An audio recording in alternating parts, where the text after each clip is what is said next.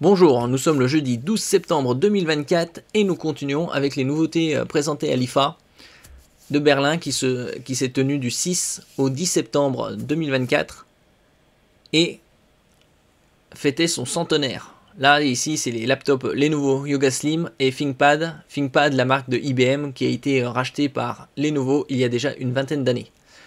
Il y a deux PC ultra portables en 14 pouces et 15 pouces avec OLED et toutes les nouveautés, ainsi que le PCI Express 5.0 qui est extrêmement rare encore sur le marché.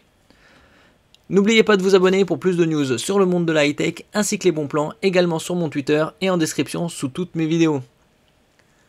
Donc ici on va commencer avec le Yoga Slim 15 pouces et ses specs. Donc comme ils sont équipés de CPU Intel Lunar Lake, ça signifie qu'ils sont labellisés Copilot+, puisque pour un PC Copilot+, il faut 16 Go de RAM, 256 Go de mémoire minimum pour les deux, et également 40 TOPS pour 40 000 milliards d'opérations par seconde en ce qui concerne la partie NPU, Neural Processing Unit, chargée de l'intelligence artificielle. Ici, il y a également la partie qui est propre à Lenovo. Lenovo Aura offre, d'après la marque, les fonctionnalités innovantes suivantes. Mode intelligent, Smart Mode, Shield, Attention, Collaboration, Wellness, Smart Share, Smart Care. Et nous allons nous attarder davantage sur les specs techniques. Ici avec le Yoga Slim qui a un design aluminium et la résistance militaire 1000 STD 810 qui a prouvé sa résistance face à 15 points comme le choc, la vibration, les basses températures, les hautes températures, la basse humidité, l'haute humidité, l'altitude, entre autres. Ici, ce 15 pouces est assez léger puisqu'il fait 1,53 kg. Et il est équipé du Lunar Lake Ultra 7 256. Le 6 signifie qu'il y a 16 Go de RAM, tandis que le 8 signifie qu'il y a 32 Go de RAM. Et la RAM, ici, est intégrée directement au CPU Intel Lunar Lake. Et c'est de la LPDDR5X 8533 MHz. Comme sur les smartphones, en ce qui concerne la qualité de la RAM. Pour la partie SSD, c'est de la M.2 NVMe PCI Express 4.0 x4. x4, ça signifie qu'il y a 4 lignes, donc chacune qui transfère 1 Go de données par seconde, ce qui théoriquement ça arrive à 4 Go de transfert par seconde. Au format 2242, assez rare, puisque en général, la majorité des SSD sont au format 2280, c'est-à-dire 22 mm de large par 80 mm de long, avec une capacité ici de 1 Teraoctet. En ce qui concerne la connexion Wi-Fi, c'est de la Wi-Fi 7 BE 2x2 pour une meilleure connexion et réception. Et c'est la dernière norme actuellement disponible en termes de Wi-Fi, la 7e génération Wi-Fi 7. Pour le Bluetooth, c'est du 5.4, également la dernière génération actuellement disponible. Le Bluetooth 6.0, qui sera la prochaine, arrivera dans les mois bien plus tard. HDMI 2.1, également la dernière norme, pour connecter un moniteur en 4K à 60 Hz. Il y a également le combo classique casque micro, prise jack 3,5 mm. Un port USB ici, qu'on peut le voir, rectangulaire, classique, dit aussi type A. USB 3.2 Gen 1, ça signifie qu'il y a un débit de 5 Gb par seconde. Et à côté, vous avez un USB 4 type C, Thunderbolt 4.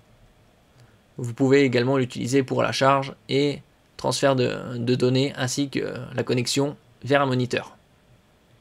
Ici, c'est le HDMI. Et ici, le deuxième USB 4 Thunderbolt. En ce qui concerne l'écran en lui-même, c'est un 15,3 pouces au format 16 dixièmes.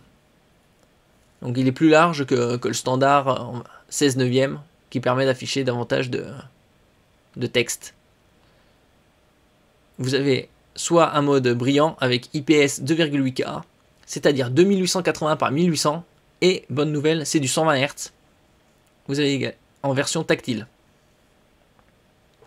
Et comme c'est de l'IPS, Vous avez également le display HDR400.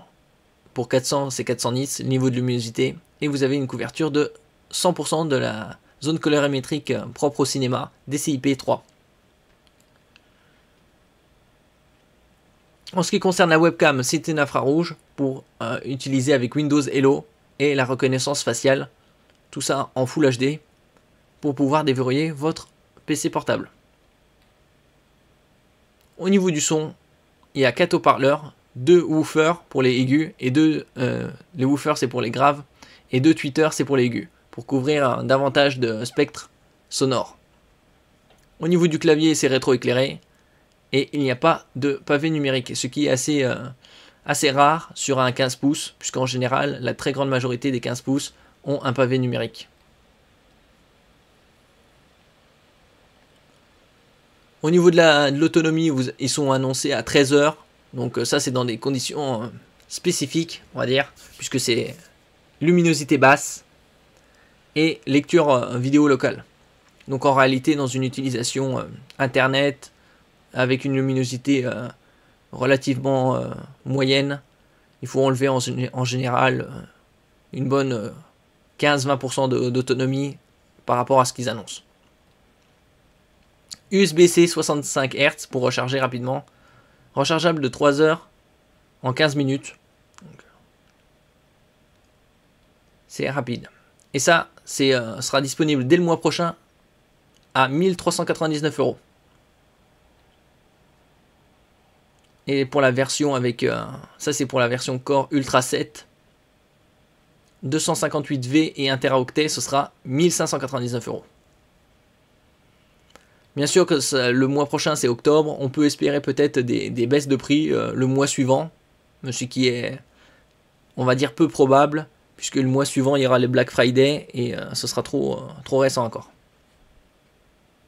En ce qui concerne le ThinkPad 1, aussi appelé, c'est une gamme de workstation, station de travail, celui-là il pèse moins d'1 kg, 980 grammes, et il est plus axé pour les professionnels.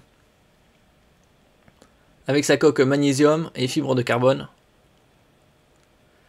Il est reconnaissable avec son point rouge, Tracker Point, qu'on peut l'utiliser pour déplacer la souris. Au niveau de l'écran, c'est du 14 pouces 16 dixièmes encore, au niveau du format. Et ici, OLED 2,8K 120 Hz. Donc une très belle dalle. 2,8K, c'est de 2880 par 1800, comme sur le précédent. Sauf qu'ici c'est de l'OLED. Et du HDR True Black 500. 500 c'est pour le niveau de luminosité 500 nits. Et comme c'est de l'OLED, il couvre évidemment le DCI-P3 à 100%. Là la nouveauté ici, c'est que le stockage ne se fait pas qu'en PCI Express 4.0, mais également aussi en PCI Express 5.0. La norme PCI Express 5.0 est connue pour chauffer, on espère donc que les températures seront malgré tout contenues. Oui, puisque la différence entre PCI Express 5.0 et 4.0, c'est au niveau évidemment du débit, qu'il double.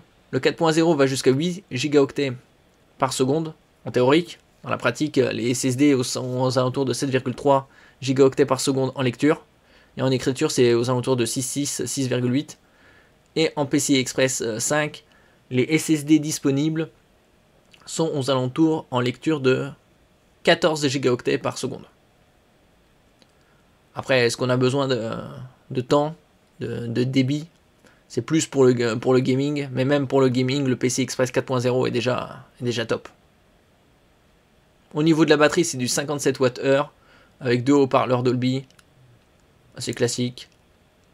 Côté connectique USB 3.2 Gen 1, aussi classique, pour connecter un clavier et une souris. Vous avez également la prise HDMI. Et en outre, comme c'est un workstation, il offre également l'authentification biométrique à 2 facteurs, avec la webcam infrarouge pour reconnaissance faciale et un lecteur d'empreintes digitales. Et celui-ci sera disponible à partir de novembre à 2699 €. C'est du haut de gamme.